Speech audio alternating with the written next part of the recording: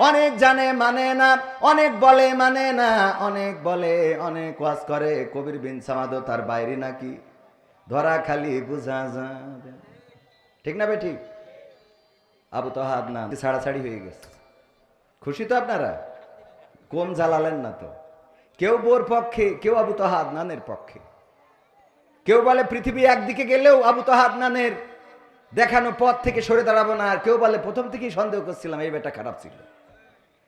দুনিয়ায় সবাইরে খুশি করা সম্ভব হবে না। পারিবারিক ঝামেলাটা সামনে এনেছে তার স্ত্রী, এটা নিঃসন্দেহে অন্যায়। পারিবারিক ঝামেলা পরিবার দিয়ে মেটানো দরকার ছিল। কিছু মানুষ আছে যখন মাছ পায় না তখন ছিপে কামড় দেয়, আছে না নাই?